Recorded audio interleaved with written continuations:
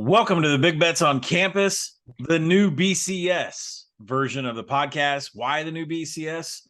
Brett, Colin, Stuckey. Just a good 30 minutes of my two friends and I hanging out with me, the elite Brett McMurphy, who has, I think, went undefeated on our Saturday show. Brett, Stuckey and I battling through the day on the Action app. Gentlemen, how are you? Doing Brett, good. I Brett, you holding up yeah. down in Tampa with the Yeah, doing good. Yeah, I live in Tampa. If you guys don't know, hurricane is headed that way. As of Monday night, we're good. Hopefully, Hurricane Ian will resemble the Miami Hurricanes in that it will sputter and fizzle at the end and not live up to expectations. So, fingers crossed for that. Well, I think it's proper that it's going to turn into a category 4. Isn't 4 the number you had Miami in your preseason AP top 25? That's a pretty good number, right? Touche. Yes, it was. But it was 6-0. Yeah, I had to get you. You being 6-0, I know you're coming in hot. At least it's not a category 25, which is where I ranked Nebraska too in the preseason. So this news happened last week. So I have a quick question. A 21-year-old Utah student, a female, was arrested after she threatened to detonate a nuclear reactor located on campus if the Utes lost to San Diego State last week. She was booked into jail. Fortunately, Utah won 35-7. Everybody's safe. My question to you guys is, what SEC fan base is the most unhinged that you would fear if they had a nuclear reactor at their disposal? To me, this is easy, right? I mean, like, just football, because it would be Kentucky. Yeah, for just basketball. football. Yeah, no. Yeah, I mean, this is football. You wouldn't want a related. nuclear reactor around here when Kentucky lost to St. Peter's. I'll tell you that. I mean, an Alabama fan poisoned all the oak trees at Toomer's Corner, right? Can we think of a more heinous? Listen, we have an Arkansas fan that bit the nose, and this guy was a chief operating officer, right? And we've had other instances of fights and people being held at gunpoint after losses. But to have the balls to go poison a bunch of oak trees, like, is there something worse in the SEC that's happened off the field after a loss? I'm saying Arkansas. We heard a voicemail this weekend from an Arkansas fan saying an endless life of pain. That's what it's like being an Arkansas fan, an endless life of pain. So if there was an access to nuclear reactor, you don't want someone that suffering through an endless life of pain to be anywhere near something like that. So I'm going Arkansas. And Colin, is it more endless pain this weekend, or is there a shot that Arkansas to do this? I don't know if Bama's back. They played middle schoolers the past couple of games. Well, at a very high level, I know you and I will cover it later this week. 17 is way too high. There's a 17.5 out there right now. And we're supposed to hit it. The number is way inflated. And when you think about this, Arkansas had a 70% post-game win expectancy against Texas A&M. I mean, that KJ Jefferson Superman from the 4-yard line changed everything, but Arkansas, by all means, everywhere except for the scoreboard, won that game. So why should this number open up get inflated even more? I mean, we have to play Arkansas, not just to be contrarian, but the number's just wrong. So I'm going to play it. And then on Thursday, hopefully we can justify it. And to be honest, I don't believe in Alabama's trenches yet. And that's the one area where you can attack Arkansas. So I think they'll be okay. That's, we'll get into it later. I'm just still worried about their secondary without Catalan. But they held up okay against Texas A&M. But now I know the Texas A&M offense is bad. Misstate this weekend, by the way. We know what Brett's going to be. Texas A&M lost their best receiver, by the way, too. But yeah, I'm afraid of this secondary against Alabama, but because Alabama's looked so good the past couple games, but it's been Vandy, ULM, like they were 50-point favorites. So yeah, I agree. 17. Taking the 17. Yeah, but we know Brett's going to be holding up the roll tide sign on Saturday to end the show. Well, clearly. I can neither confirm or deny that. I don't want to tip everybody on my picks after, going 6-0 last week. As far as me with the nuclear reactor, you guys left out two obvious schools for me, and that's Auburn and Tennessee. Fan bases and also administrations that have literally ran their head coaches out based on the actions of their fan bases. But I agree, Colin, poisoning a tree, that's I'll give Harvey Updike by a nose at the end. Last week, we talked about hot seats, coaches that were going to get fired. We basically said Jeff Collins is done. Carl Durrell is gone. Brian Harsin is gone. Jeff Collins gets fired on Monday. So who do you guys think is next to not make it through the season? Durrell, that's Operation Dion, though, right? If he wants it, which we don't know what he wants. I think Dion will be at a Power 5 school next year. No, but I'm saying from a Georgia Tech perspective, that's Operation. Well, I actually talked to a source earlier today. They said that, again, they're not at the school, but they know the school. They said pump the brakes on Dion because it is an academic. They actually care about academics at Georgia Tech. And I'm not saying Dion doesn't, but I'm not certain if they want to go that route. But obviously Dion would be a home run hire with all of the NIL. Just, there's one other guy that does a commercial with the GOAT, Nick Saban, selling insurance, and that's Dion. So he would have a huge impact. But I agree, Stuckey. I think you got to look at him. I just don't know what the powers to be can wrap their head around that. Is there a fan base capable of spending the kind of dollars that most of the blue chip Power 5 programs do on NIL, on just everything from a team perspective? I know it's in downtown Atlanta. Like if Dion comes in, you're going to want to spend around him to make sure everything goes all right. Is Georgia Tech set up to do that? No, but when you bring Dion in, that changes everything. Yeah. It changes everything. And anyone that may have concerns about his coaching background and all that stuff, look, the guy, pretty decent player, in college and in the NFL. I think he can figure it out. And he can't get much worse than what it's been. Right. And he can also hire guys that can, kind of X and O it if he perceives that as a weakness. But you're right, Stuck. It was, Tech was just awful. And you look at Carl Durrell in Colorado. That's got to be next. First team in 50 years. Power 5 team was the first 4 games by 25 plus. And you look at the schedule at Arizona this week, and then you have 20-point dogs at Arizona. You have a bye next week. Perfect setup. Brian Harsin has got LSU, and it's not easy. Missouri wasn't easy. LSU, Georgia, Ole Miss. Their bye's not till October 22nd.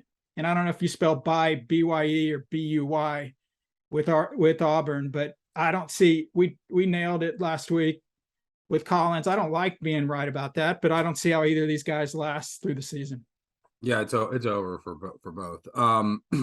Yeah, Colorado is sad. Actually, I think 1957 Indiana was the last time a Power 5 team lost by 25 plus in their first 4 games. They're getting destroyed. It's embarrassing. I mean, I would rather watch the Broncos offense than the Colorado offense, and that's saying something. Yeah. By the way, the state of offenses in the state, Colorado State is a disaster too. But yeah, I was going to point to Colorado.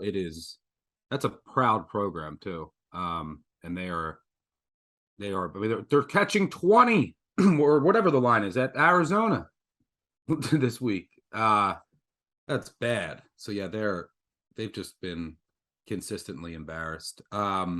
You got to think Brian Harsin's getting up there, though, right? I mean, that was not a glorious game against Missouri whatsoever. They should. But they got the win. That probably buys them like another week or two. And yeah.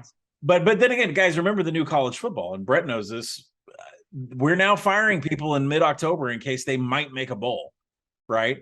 I mean, it used to be like, oh, if you make 6 wins and you make a bowl, you're going to keep your job. Now we're firing people. So who was it that got fired at 4-3 last year? So, if these administrators have already made up their mind that they're going to go a different direction, maybe that win doesn't mean so much. I think the question I have for Brett, how bad does Northwestern have to be before Pat Fitzgerald is really on a hot seat? Never. Yeah, Stuckey's right. I mean, he's built up so much equity there. And yeah, this is a horrible season, and he would be the first to admit that.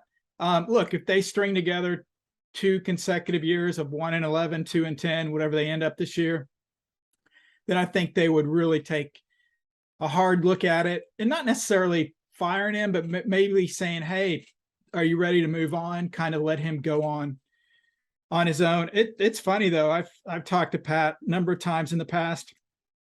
He had multiple chances to go to the NFL. NFL, yeah. But he stayed at Northwestern. He's loyal to Northwestern. They just, recently built that new football facility right there on the lake that's beautiful. But he's got a lot of challenges similar to Georgia Tech, where academics actually matter. That limits your the pool of players that you can bring in. Yeah, definitely not a good start for him. Pivoting off. Can we break the news though that Brett ranked Kansas? I know we already broke it on the show. We'll get to that in Sources Stumper. I've got a whole bit around Kansas being ranked. Okay, for you guys. That's fantastic. Favored, and boy, oh boy, the market's going against them this week. That's going to be interesting. Sort of a fishy number there on the board that's getting some wild support. What about Brett? I'm going to pivot over to your bowl projections. Cincinnati's come in as the group of 5. They'd be a projected 2.5-point favorite over Washington in the Cotton Bowl. I look, yeah, Washington score a lot of points there. But going up to your semifinals, you've got Ohio State and Alabama going to the Fiesta Bowl, and you've got Georgia and Michigan, a semifinal we just saw, going to the Peach Bowl, essentially a home game there for Georgia. Michigan right now is probably going to be the team, even though the close call with Maryland, they're going to get, probably have 2 touchdowns returned on defense by Iowa this weekend, but still win the game. Michigan's probably going to hold this 4 spot until the end of the year. Would you agree? Like, even if they even have close calls, are they going to hold this 4 spot? Yeah, absolutely. I mean, they're going to get to 11-0. Ohio State's going to get to 11-0, and then they play that game. I think the loser of that game gets the number 4 seed, unless, wait, hold on. Breaking news. Somebody just committed another turnover against USC. Unless USC continues their turnover luck and they run the table, or they go 12-1, that's the only way I think an outside of the Big Four gets into the playoff. I don't think the Big 12 is going to run the table. Anybody in the Big 12 is going to run the table. No offense, Kansas. No offense, my alma mater, Oklahoma State. Clemson, I don't think they're going to do it. So I think all those other Power Fives are going to beat up on each other. So I think the loser of Michigan, Ohio State gets that 4 spot. Obviously, if Alabama and Georgia meet in the SEC title game at 12-0, winner's number 1 seed, loser's the number 3 seed behind the Big Ten champ. I actually disagree on what? On which one? I think that someone. Now I could be wrong, but I think that. Well, number one, I'm assuming that Michigan is going to get, it's, for lack of a better word, it's going to get its ass kicked by Ohio State. So if they have 1 loss, right, then they don't go to the Big Ten title, and we just saw Ohio State beat up Michigan, and I think the difference is they just don't have the same edge rush. I think what works against Michigan is everyone just saw, number one, them lose to Ohio State, but then last year, them just get their brains beaten in by Georgia in the first round of the college football playoff, and one of the most boring. Like, it was just, okay, why is Michigan here? So I think that works against them. If they get blown out by Ohio State, on the mind of everyone from last year getting blown out by Georgia, I think if you have like a 1-loss, even a 1-loss USC, a 1 that won the Pac-12, a 1-loss Texas that won the Big 12, I think that if there's another 1-loss team that's sexy, that's peaking, right? Because we're talking about teams that right. to be peaking at the end, and then everyone just saw Michigan and they don't go to a conference championship. I think that they'll drop from there. I think they'll stay there as long as they keep winning. But then I think lose to Ohio State could drop, depending on who. But then someone who is like 1 loss and then wins their conference championship, I think then boom, they jump them. I agree. If there's a 1-loss conference champion, like you mentioned, Texas already has 2 losses. I think if Michigan at 11-1 is getting compared to a 2-loss conference champion, Michigan gets in.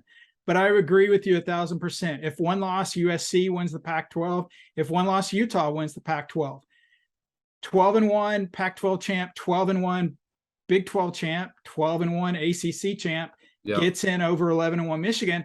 Stuck. I just think all these teams are going to have 2 losses. Yeah, if that happens, then maybe I'm wrong. Look, I don't want, and people think, oh, you're projecting what games you want. Believe me, I don't want to see an all Big Ten, all SEC semifinal. I want other teams in there, but I'm just afraid too many teams are going to beat up each other. No, I don't disagree. But then we also have to say, and I don't really want to say it, but because they will probably lose this weekend. But if Washington beats UCLA, they play Arizona State, Arizona, Cal, Oregon State at home. They get at home. And then they play at Oregon. And then they finish up with Colorado and Washington State. Like, if Washington is going to run the table and go to the college football playoffs, should I start looking into Washington futures? Michael Penix Heisman Trophy futures. Yeah. I mean, that's there are some dark horses out there as I go through Washington's schedule here to see where they're going to be like a massive dog from here on out. They won't be. Yeah, I know they're going to be. I see 12 points against at Oregon. Is Arizona State, 15-point favorites against Arizona, 10-point favorites down at Cal, touchdown favorites hosting Oregon State, +3 at Oregon. You're right. 55 against Colorado, 30 to Colorado, and then 6 points in the Apple Cup. I mean, yeah, it's extremely possible, but I'm worried about this weekend. If they win this weekend, I might shop around. Yeah. I mean, the other team is getting no love in here. It's TCU. I mean, TCU obliterated SMU. If they beat OU this weekend, yes, game of the millennium. Yeah, Brett and I cleaning up this past weekend. But listen, if TCU beats Oklahoma this weekend, they're the way the schedule sets up, they're a shoo-in to finish in the top 2 in the standings and get to that championship game. I'm not saying they're going to do it with 1 loss or 0 losses, but I mean, they could do it with 2 losses, but they really get into the driver's seat with OU falling to 0-2, having 2 losses in conference. I mean, listen, we thought Kansas State and TCU could challenge. We didn't think Oklahoma and Texas were as strong. You know, Quinn Ewers can't come back fast enough for Texas, losing to Texas Tech. That was just that was a complete breakdown by Texas at the end of that game. They had it in hand the entire time. Don't know how much of that is on coaching, how much of that is on Hudson Card. It's a fumble. They fumbled. That was the game. Yeah. So it's sick. I have Texas to win the Big 12. So at least, Oklahoma went down, and Texas hosts TCU. They're gonna have to win. I mean, Texas can still win the Big 12. They'd have to beat Oklahoma, right? And then they can. There's still a really easy path for Texas, but I agree. They need Ewers back. So you guys mentioned Washington real quick. Give credit to @extra_half-point on Twitter. I saw this stat. The last 6 years for Caleb DeBoer, an assistant at Eastern Michigan, assistant at Fresno, assistant at Indiana, head coach at Fresno and Washington, he is 71% against the spread. Do with that what you wish. I mean, the odds makers have never been able to catch up to him whatsoever, no matter where he's been, whether it was Fresno, even Indiana, the year that they won everything. I think they were what? I think they won 11 games against the spread that year they were with Indiana. It's like when Tom Herman used to have that incredible number as an underdog against the spread. But then they adjusted. So I wonder what Jimmy Lake is up to these days. Not getting an analyst job like Dan Mullen.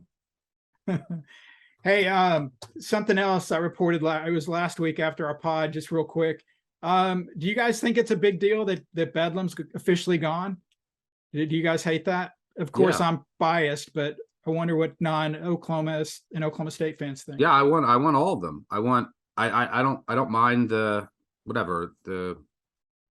conference realignment and all this bullshit that's just inevitable. But I think that I wish that there was a way that all of these teams that are in-state rivals could keep their rival. Like, I want Kentucky Louisville to always be the final game, and that stuck. That's one that could go. That one could go away if the SEC goes to nine conference. But games. those are whatever, blah blah blah, tradition, blah blah blah. Yeah, there's that there. Which I think matters a little bit. I think sometimes like college football purists take it a little too far, but it matters some. And then these in-state rivalries are just fun. They're just fun for the sport. They're fun if you live in one of these states.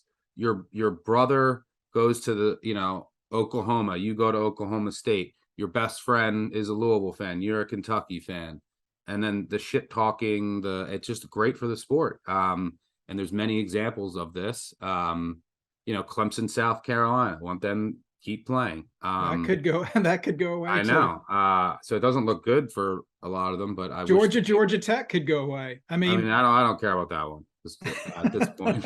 At this point, it's just Georgia minus 40. And it's not like Tech has a great fan base, but whatever. Yes, but that is another one. I wish that they would all stay. I'm pretty happy because Arkansas is getting Texas back. That's what I grew up on in the Southwest Conference was Arkansas, Texas, and basketball too. I mean, we were top 2 teams in football and top 2 teams in basketball for a really long time. But at the same time, as somebody that lives here in the state of Oklahoma and is not partial to either Oklahoma State or Oklahoma, it's a really big deal here. And I've heard a lot of people out west and in the East Coast, and they've taken their time to say this rivalry is meaningless because it's so lopsided. If you're in the state of Oklahoma or you're in the Big 8, Big 12 territory, this is a really, really big deal because of these 2 teams. It's all it's ever talked about, not just in football, every single sport. People just run around Tulsa and Oklahoma City and scream Bedlam, right? It doesn't matter if it's baseball. If it's baseball, it's going to be played in the AAA park down in Oklahoma City. If it's wrestling, it happens at the BOK Center in Tulsa. Like, Bedlam is such a big deal down to the most minuscule sport you could think of. So this is one of those in-state rivalries that I don't think should go away. I think they should have found a way to play them. I mean, I'm not an athletic director and I don't make schedules and I don't look at the financials, but I would assume that you would want to keep a game like that on your schedule, even out of conference. Just forget playing everybody else for recruiting purposes. You need to own your state. And I don't think Oklahoma's ever scared of losing anybody. They get who they want anywhere they want, but this is one of those that I think should stay on the schedule. The reason it's very simple, and people can blame whoever they want. It's very simple. All these games that Stuck referenced, the you referenced, Colin, they could be played going forward with one simple adjustment. The schools would have to play 11 Power 5 opponents. They will not do that. They will only play 9 conference games and then 1 Power 5 non-conference game. And those games are scheduled out 15 years. Yes. So until everyone can get together and agree, okay, maybe the 12-team playoff will bring some of these games back because you don't have to only lose 1 game and have a shot to get to the playoff. Let's hope so, because it's a mess. The good news is one monster rivalry is not going away. The Shula Bowl, Florida International and Florida Atlantic will be in different conferences next year. They have signed a 4-year extension for that brouhaha down in South Florida. Yeah, Stuck. So thank God. I know that's a big game for you. I can finally exhale. Hopefully Florida International have shoulder pads for that game and they can cover a spread of 38. They are horrendous. So moving on, we've done some bowl projections here, and we've given up a couple of long shots. I mean, Washington and TCU have good paths, and those are 2 conferences, that they could absolutely cannibalize each other. But there's the Big 12 and Pac-12 are very much set up for some underdogs to make it to the championship game from preseason expectations. Moving on to the Heisman. Is this CJ Stroud's to win now, guys? Yes. We're all 3 of us are Heisman voters. I can't see a world where CJ Stroud, if healthy, and if he continues to put up 60% of what he just put up against Wisconsin's defense, who is jumping this guy?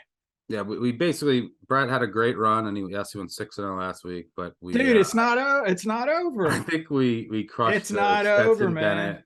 I mean, you don't award the Heisman in freaking September, Stuck. He had 0 touchdowns and 1 interception against Penn State. It doesn't matter. Stroud's not going to lose either, is what I'm saying, is he's never going to catch Stroud. That's it. Well, you got to hope Stroud loses, and Stroud's going to put up numbers every week, no matter what. And Stetson Bennett, and if you look actually at some of the underlying metrics, like Stetson Bennett has like if you look at like separation of D-backs, like easy, like he's just making like simple throws to guys that are wide open. Dude, I guarantee 99.9% of the Heisman voters have no idea what you're talking about. Yes, but I can tell you that they know that he had 1 interception and no touchdown against Kent State, and this, maybe they don't even know that stat line, but the sentiment out there after this weekend, Bennett is never going to be able to put up numbers to surpass Stroud if Stroud just keeps winning, as we all expect him to do. And Stroud will I think that gap will keep going like this. And I also think that, Georgia played their first game against Oregon. They just brilliant game plan. Everything went well. I think they played Sanford. They won 33-0. They played South Carolina, was missing 8 defensive starters. Okay. And then you're like struggling against Kent State. Okay. Well, it's only going to get harder from here on out. And so you're right. That's exactly why he's got a shot. He's still got the back half of the season, Florida, Tennessee, at Mississippi State, at Kentucky, and then Alabama in the SEC title game. Again, if Georgia's 13-0, and I hate to break it to you, Georgia's not going 13-0 after what I saw this weekend. And I'm sticking my claim. Georgia loses at Mississippi State. Wow. Yep. Colin, do you agree? Well, I mean, that's pretty. No, give me an answer. No, I at this point, no, I don't agree. I mean, I'm welcome. The whole thing with Kent, I think, was more on Georgia than it was on Kent. They're sleepwalking. They don't care about that game. Yeah, well, they should. They've had one. Ohio State. Well, then they don't care about Bennett Heisman. Ohio State cared about Toledo and put up 80 on a Toledo team that held Collins San Diego State Aztecs, their explosive offense, to 10. They're electric and vertical. Get it right. They're not. I didn't say explosive. They're electric and vertical.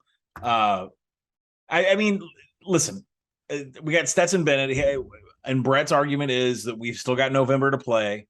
We've still got a conference championship game to play. But there are some. Go ahead. I was going to sorry to interrupt. I think it's down to 4 people. I don't think Penix is really realistic. Jalen Daniels at Kansas is not realistic. I think it's down to Stroud. Jalen Daniels wins it if Kansas goes undefeated. Yeah, it's a big if. That's not going to happen. So I think it's down to Stroud, Bennett, Caleb Williams, and Bryce Young. That's my. I would say if somebody would offer me, your winner's going to come out of that 4, it'd probably be minus 1,000. But that's the Heisman winner will come out of those 4. Way to go out on a limb. I'm saying it's Stroud, and it doesn't matter.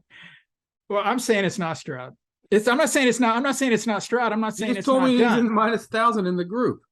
Right. No, right. I know. But you look at the back half of Ohio State's schedule. At Penn State, at Northwestern, they're horrible. Indiana, at Maryland, Michigan. They don't have the high-profile games, so obviously he will build up a lot of numbers getting into that. But again, Heisman voters now, they will literally look at the last 2 weeks of the season and decide who they're going to vote for the Heisman. Like some guys now are saying Brock Bowers needs to get it for Georgia. Well, he's not going to have 75-yard touchdowns every week. If he does, he'll win it.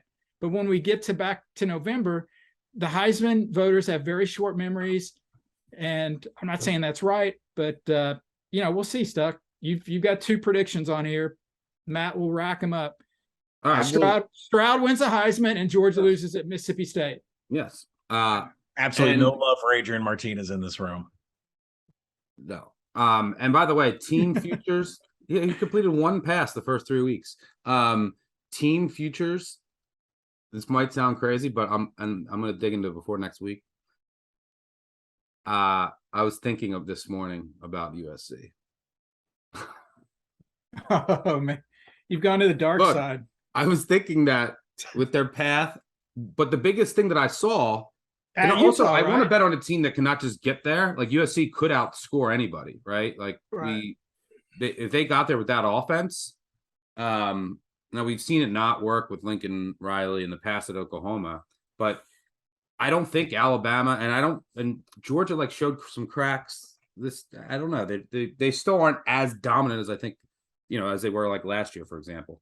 So if USC can get there, do I think that they can win it? I don't not necessarily think, but it's based on odds and probabilities. But their defense showed me improvement, real improvement against Oregon State. It was a legit sieve up until that game, and their defense played. Was digging into their defense played really well and just watching it. So I think that their defense could be improved. They still have a ton of turnover regression coming. But I don't know. What are they out there? If they run the table, they're getting in at the 4th. They could even get in with 1 loss, 20-1 out there, I think. I might dabble. What's up, USC Nation? I've always been on your side. Fight on. It'd be a great hedge play. I just know the highlight of my story. The highlight of my career was Saturday night. I put out a Twitter poll because nobody got the Pac-12 network. And I said, do you guys want me to to tweet play-by-play or just update on the scores, and more than 50% wanted play-by-play. So I literally tweeted out every play-by-play. The next day I noticed I lost like 200 Twitter followers. So I guess not everybody was a big fan of that. Yeah, I didn't realize how many people didn't get the Pac-12 network. It was kind of scary actually, because these are big time college football fans, that are following us, and I was very surprised. Well, it's not only that, it's your cable provider. Like I have AT&T DirecTV, and they just don't have any way for you to purchase Pac-12 network. And so, you have to go steal somebody else's password, stream it on a device that doesn't, already cooked up to your cable stuff, and then you can throw it on your TV. I mean, it's a chore. I mean, the Pac-12 is just so out of whack. They don't even know how to get eyeballs in front of their biggest game of the year. So tough on them. All right, let's move to our new favorite segment on the show, which is, what are we calling this? The Sources Stumper? The Sources Stumper, yeah. We still don't have a good name for it. I know. If you guys call us on the voicemail, let us know. You're right, Colin. It's now time for America's favorite game show. We're calling this the Sources Stumper. Still hoping for a better name. Checking out the leaderboard, Stucky, you're up 2-0. Colin, you will go first this week. And remember, no Googling. Stuck, I did vote Kansas on my AP top 25 ballot, but the Jayhawks did not get ranked. Kansas has not been ranked since 2009. That is the longest streak among Power 5 schools. My question is, two-parter this week, a lot of points out there. What 4 schools after Kansas, Power 5 schools, have the longest droughts of not being ranked in the AP poll? Colin, you're first. One quick question. Do you guys want to play Make It Take It if you get one right, or you just alternate all the way through? Make it take it. Okay, so Colin, you're up. The 4 schools after Power 5 you can schools. Get all 4 now? Yeah, well, we've got 2 parts of this. Yeah. Don't make it take it, Colin. I'm behind. All right. So wait, there's 4 of them. If you get one, you get one more guess, but you can't go. That's it. Okay, no more than 2 in a row. Yeah. Okay, Colin, you're up. All right. And Power 5 schools. Power 5 schools, how long it's been since they've been ranked? No, I don't need how long. I need the 4 schools with the longest droughts not being ranked in the top 25. In history or right now, currently? Since 2009. Currently. Okay. Current longest streaks after Kansas. Colin, you're up. Oh boy. Rutgers? That's correct. That's correct. You got one more guess, then Stucky goes. All right.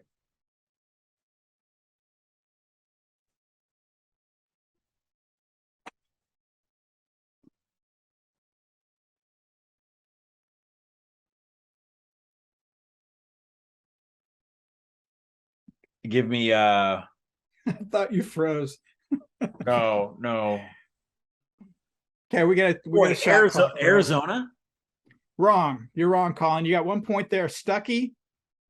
Wasn't Arizona ranked one? What's his name was there? Your boy. Someone? Yeah. No, your boy who was the running Rich Rod? Rich Rod. Khalil Tate. I think they were ranked then. With Rich Rod. Yep. I'm gonna go. Miss them so bad. The obvious one is Vandy. Correct. Actually, their streak, they were ranked in the final poll in 2014. Yeah. They're actually 5th on the list. Rutgers is 3rd. So we've got the 2nd longest streak and the 4th longest streak. Vandy was ranked in 2014. Yeah, the end of the 2013 regular season. Final poll of 2013 regular season. After the bowl game. Sorry. Stuck, you got one more guess. And then I'm gonna go Illinois. Wow, 2 for 2. 2nd longest streak. They have not been ranked since 2011. Colin, one more to go. Can I just talk it? I know it's not Northwestern. You can talk it out. I can't talk it out. He's not gonna let me talk. Just tell you talk. I'm not gonna say anything. You could just give me yes. You know. This one's not as obvious as the other ones. I'll just put it that way. Power 5 school.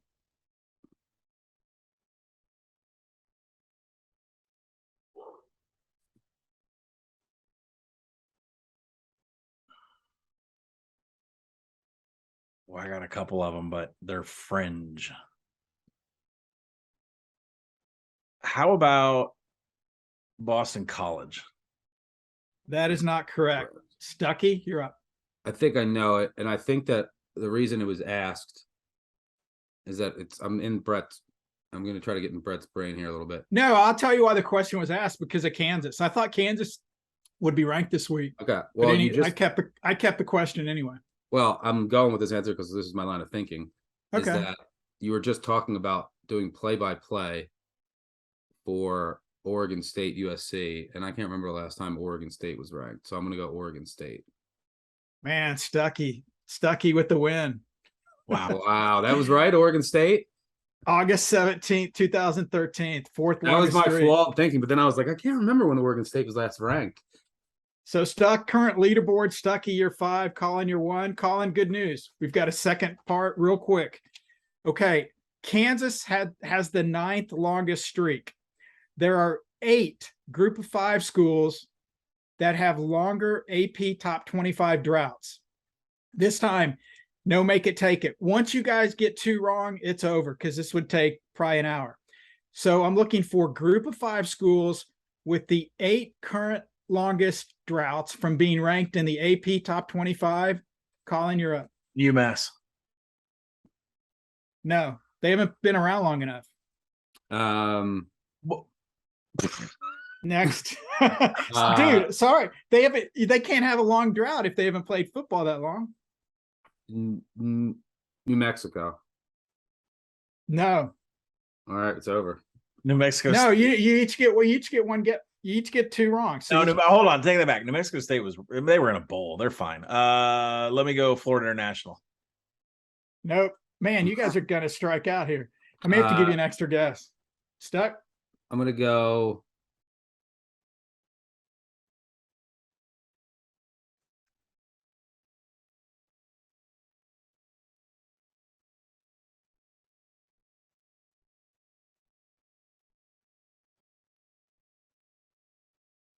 North Texas. The longest AP top 25 drought in the country, North Texas. They have not been ranked since 1959. Colin, how is that possible? You can go one. You can go one more. I'll give you one more miss. I was gonna say UConn. No, they were ranked. They haven't played long enough. What? All right, Stuck. You finished. You get one more right, then I'll give you the rest of the answers. South Alabama. No. If you guys want to go quick, we'll do one more. UTEP. Yes, number 8. Okay, Stuck. One more guess. Yeah, we'll go until there's no someone gets them wrong. All right. La Tech. No. Ball State. Nope. Okay, that's it. You're gonna be pissed, Colin. Number 2, New Mexico State.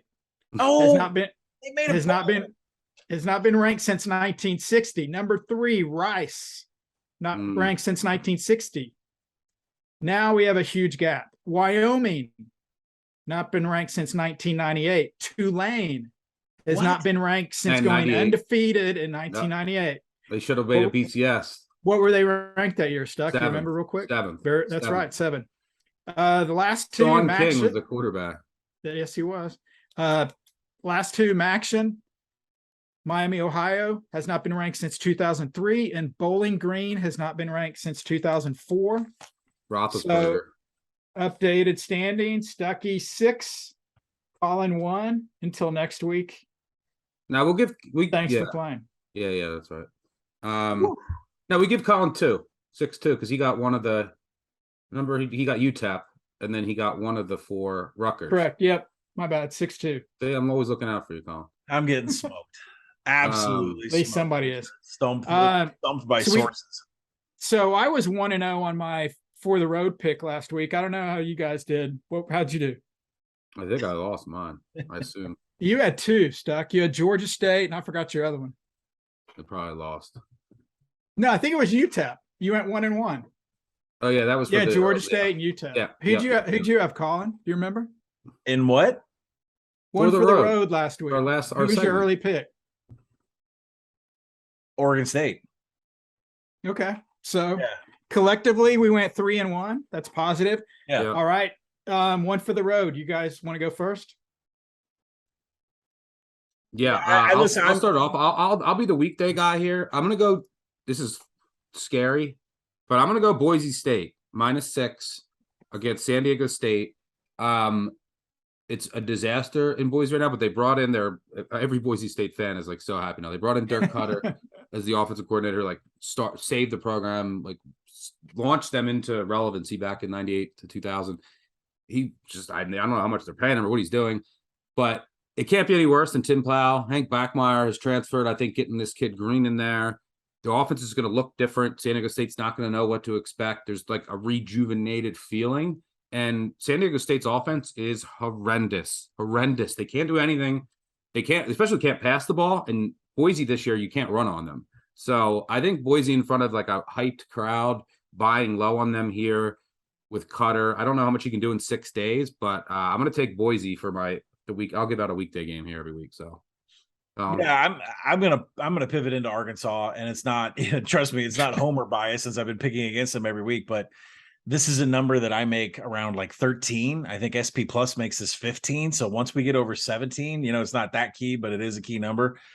I mean, I'm seeing 17 and a halves out there on the board. So I think the second we get done recording here on Monday night, I'm going to lay into the number for 1 unit and see how it plays out this week. Maybe I'll play more later at 18, 19 if it steams that. I don't think it's going to steam. I think it's going to catch some action at some point, but Arkansas should be focused in this game. They played terrible in a lot of parts, but what I did see against Texas A&M, Razorbacks moved the ball up and down the field. They had a ton of drives get into scoring position just because Cam Little clips the top of the, of the field goal post. And just because, KJ Jefferson thinks from 4 yards out that he can jump like Michael Jordan in a slam dunk competition and make it all the way into the end zone. And then we're having handoffs to run a touchdown bag. I believe in that 70% post-game win expectancy for Arkansas. I don't think I actually marked them up a half point in my power ratings. Same. Yeah, so I'm going to take Arkansas. I'll take the 17. And Colin's hot. He missed his first couple Arkansas games. He got one right. Yeah, I did the money line. Come on, no more money line picks. It's this right here. It's the yeah. I wore the neck race. Change the mojo. Did you buy a Harley? My pick, this is dangerous. I don't really consider it Maction because it's played on a Saturday. It's not played on a Tuesday night. I'm going under Central Michigan, Toledo, under 59. Stucky, you've talked about this. Toledo's got one of the best defenses, if not the best defense in the MAC, because it's conference play coming off some tough non-conference games. I think the points won't get up to the number. I'll take under 59 for my one for the road. And hey guys, I don't mind that either. Toledo's offensive line is destroyed with injuries. Okay.